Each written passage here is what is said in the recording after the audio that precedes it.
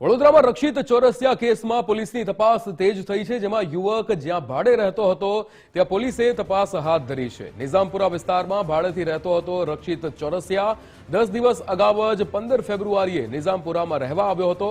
પોલીસે અત્યાર સુધી 2 વખત રક્ષિતના ભાડાના મકાનની તપાસ કરી ચૂકી છે। જે રીતે વડોદરામાં રક્ષિત ચોરસિયા કેસમાં પોલીસે તપાસ શરૂ કરી છે। વધુ વિગતો મેળવીશું। આપણી સાથે અલ્પેશ સુથાર જોડાઈ ગયા છે। અલ્પેશ, જે રીતે આ વડોદરાની અંદર જે રક્ષિત ચોરસિયા દ્વારા જે અકસ્માત સર્જવામાં આવ્યો હતો, પોલીસ દ્વારા હવે તેના ભાડામાં રહેતા મકાન પર તપાસ કરવામાં આવી રહી છે, શું વિગતો?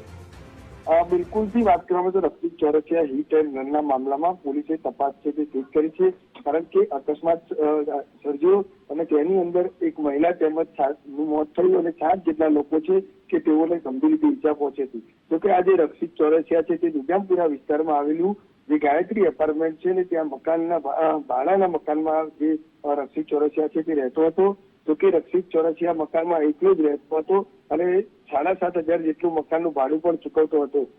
મહત્વની વાત એ છે કે આજે રક્ષિત ચોરસિયા છે ત્યારે 15 ફેબ્રુઆરીના રોજ આ મકાન છે તે ભાડે લીધું હતું અને આ 10 દિવસ પહેલા જ આ જે મકાનની અંદર રહેવા પણ આવ્યો હતો। આ મકાન છે તે અશ્વિન નારાયણ નામના જે મકાન છે અને આ જેઓ અશ્વિન નારાયણ છે તેઓ પુનામાં રહે છે। પોલીસ દ્વારા પણ તપાસ છે તે કરવામાં આવી રહી છે। જોકે પોલીસે 2 વખત રક્ષિતના જે ભાડાનું મકાન છે ત્યાં તપાસ કરી ચૂક્યા છે, પરંતુ હાલ તેના ઘરમાંથી કોઈ પણ પ્રકારની વસ્તુ છે તે મળી હોય તેવી વિગતો સામે નથી આવી। પરંતુ ક્યાંક ને ક્યાંક જે રીતે રક્ષિત ચોરસિયાએ અકસ્માત સર્જ્યો અને ત્યારબાદ પોલીસે પણ હવે તપાસ છે તે તેજ કરી છે। હાલ તો આજે રક્ષિત ચોરસિયા છે તે 2 દિવસના રિમાન્ડ પર છે।